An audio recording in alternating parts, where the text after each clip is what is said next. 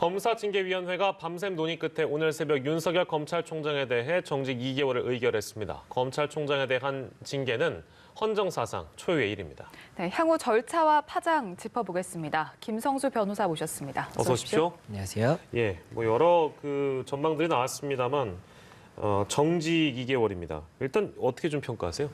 예, 원래 당초에는 해임이 조금 염두에 두고 예. 직무 배제가 지금 조치가 있었던 것이 아니냐 이런 이야기가 나왔었는데 예상보다는 굉장히 좀 많이 경하게 나온 것입니다. 정직의 경우에도 6개월까지도 가능하기 때문에 예. 지금 윤 총장이 7개월의 임기가 남은 것을 감안을 하면 예. 만약에 정직 6개월이 나온다고 하더라도 실질적으로 직무에서 거의 임기 동안 배제가 되는 것이기 때문에 예. 그러한 결정이 나올 수도 있다 이런 예상이 됐었는데 정직 3개월보다도 더 적은 정직 2개월이 나왔단 말이죠. 예. 그렇다 보니까는 이 부분 관련해서 그렇다면은 징계위원회에서 뭐 여러 가지 부분들이 가만히 된 것이 아니냐 이런 의견들이 나오고 있고 이 사실관계 양정에 있어서도 어떤 좀 중요한 부분들이 나타난 것이 아니냐 이런 이야기가 나오고 있는 상황입니다. 아까 위원장 직무대리 얘기하는 거 잠깐 같이 들으셨는데 정직 6월부터 4월 또 처음에는 뭐 해임부터 해서 논의가 있었는데 정직 2월이라는 결론이 내려졌단 말이에요. 그 과정이라는 게 뭐 이제 이해를 잘 못하시는 분들도 더러 계실 것 같아서 그 정리를 좀 부탁드리겠습니다. 그 결정 과정은 어떻게 되는 거예요? 예, 지금 이게 만장일치냐 아니냐도 아직까지 정확하게 밝혀진 바가 없습니다. 예, 예. 다만 이 부분이 만약 만장일치가 아니었다라고 한다면 검사징계법에서는 이게 여러 의원들이 의견이 다르게 되는 경우에는 예. 과반수가 되는 결국에 7명이었으면은 4명이 과반수라든지 아니면 4명으로 친다면 네, 3명이 세 명이, 과반수가 예. 되는 그 시기를 이제 그 처분의 결정 시기로 보는 것인데 예. 가장 불리한 의견부터 시작해서 예. 가장 경한 순으로 해서 과반수가 되는 때를 이제 그 결정으로 보는 겁니다. 그래서 예. 만약에 예를 들어서 해임이 1명, 예. 그리고 뭐 면직이 1명, 그리고 정직 2개월이 1명 이렇게 됐다라고 한다면 3명째가 되는 정직 2개월이 예. 결국엔 처분의 결정이 되는 것이고 아. 지금 아마 만장일치가 아니었다라고 한다면 예, 예. 이런 이제 조치들을 통해서 결정이 난 것으로 생각이 됩니다. 그래서 시간이 좀 오래 걸렸다고 또 봐야 될 것 같네요. 알겠습니다.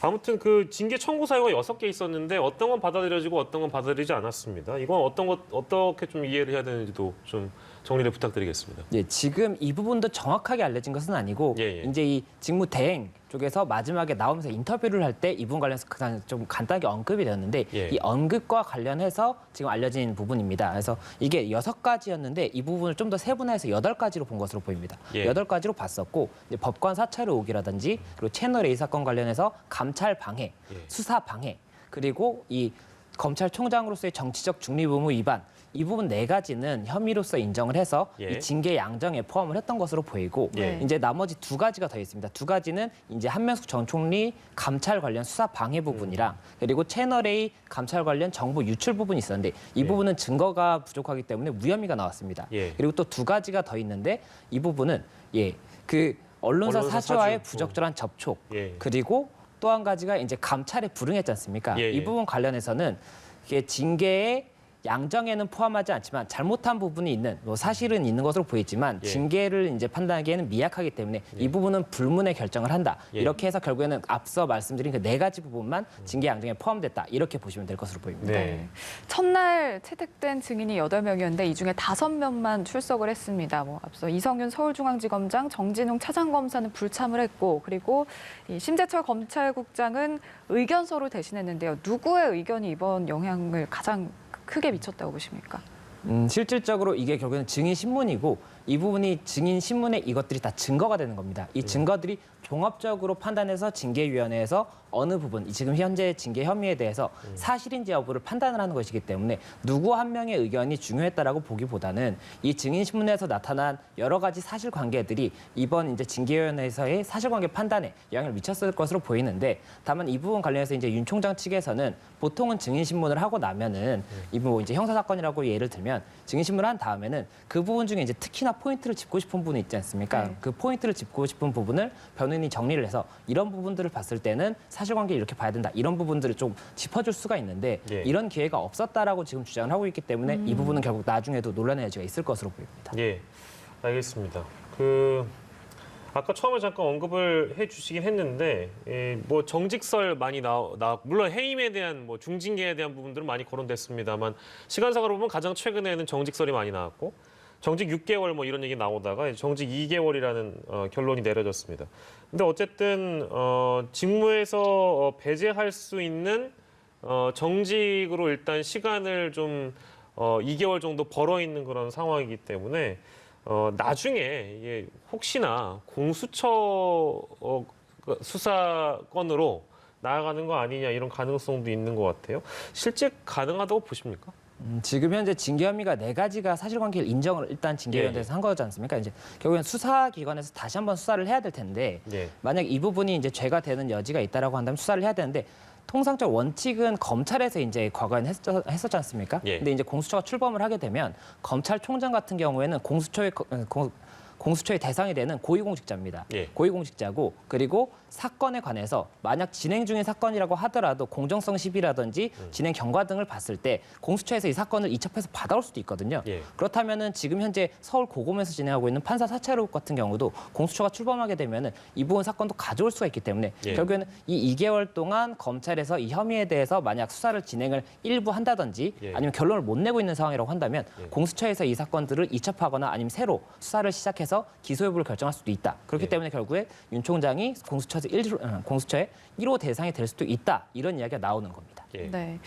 윤석열 검찰총장이 이번 정직 결정에 대해서 불법 부당하다, 법에 따라서 바로 잡을 것이다. 그러니까 좀 법적 대응에 나설 가능성이 커졌거든요. 만약에 이제 행정소송으로 가게 되면 저희가 어떤 시나리오를 예상해 볼 수 있을까요?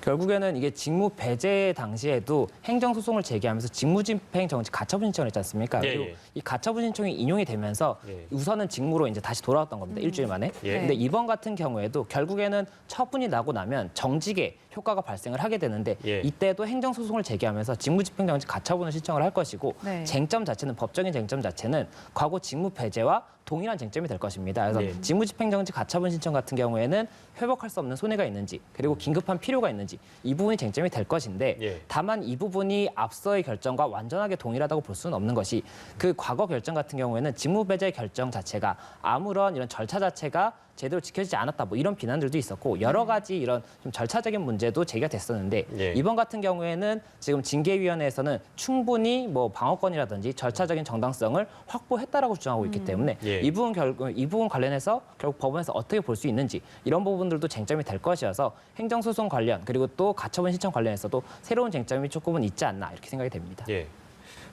짧게만 전망해 주시면 안 될까요? 법원이 결론을 다르게 낼 거라고 보십니까? 가처분 신청과 관련해서는?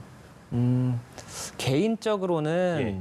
그 제가 이전 가처분 신청 결정문을 직무 배제와 이제 관련해서는? 법원 이제 홈페이지에 올라와 있었기 때문에 그 부분을 봤었는데 예, 예. 그 부분에서 굉장히 자세하게 좀 이런 정리를 했었고 그 부분 논리가 사실은 이번 논리에도 동일하게 적용이 될 수 있다고 봅니다. 예. 다만 이번 같은 경우에 이 가처분 신청에 대해서 동일한 판사가 이것을 판단을 할지 예. 그리고 판단을 한다고 하더라도 사실관계 자체가 말씀드린 것처럼 조금은 다르기 때문에 그 부분 변수는 있지만 원래의 이런 가처분 신청의 이런 취지를 봤을 때는 예, 예. 어느 정도 인용 가능성이 높지 않나. 예. 예, 그렇게 저는 좀 전망하고 있습니다. 알겠습니다.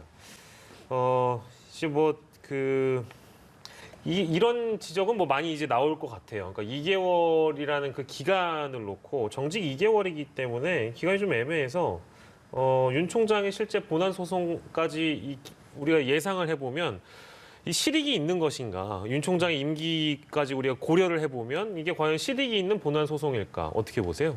예, 말씀드린 것처럼 행정소송 자체는 2개월보다 훨씬 오래 예.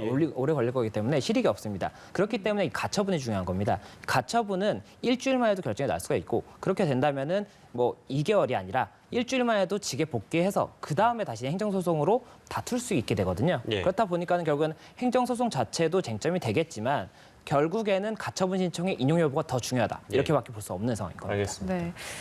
이번 결정과는 별개로 윤 총장이 앞서 이제 검사 징계법 자체가 위헌이다. 이렇게 헌법재판소에 헌법 소원을 제기를 했는데 이 재판부의 판단도 뭐 좀 중요한 변수가 될 것 같은데요. 어떻게 보십니까? 그 부분이 이제 가처분이 그때 당시에도 위헌 소송과 같이 가처분을 신청했었는데 가처분이 인용이 됐다라고 한다면 굉장히 중요한 부분이 될 수가 있었던 것이 징계위원 구성 자체가 이제 위헌의 소지가 있기 때문에 징계위 자체가 이제 개최가 안 될 수가 있었습니다. 다만 지금 같은 경우에 가처분 여부가 결정이 안 된 상태에서 징계위가 진행이 됐고 네. 이 상태에서 이제 그 헌법재판소 같은 경우에는 이 위헌 소송이 통상의 소송보다도 시간이 더 오래 걸리는 경우가 많습니다. 그렇다면은 임기가 끝난 다음에 소송의 결정이 날 수도 있거든요. 네. 그러면은 그때 임기가 끝난 다음에는 이미 판단의 실익이 없고 판단을 한다고 하더라도 영향을 끼칠 수가 없기 때문에 네. 결국에는 지금 현재 위헌 소송보다는 앞으로 이제 이 처분에 대한 직무집행정지 가처분 신청이라든지 행정소송 이 부분 쟁점이 더 중요할 것으로 생각됩니다. 예. 지금 이제 절차상으로는 아까 저희가 잠깐 정리해드리긴 했는데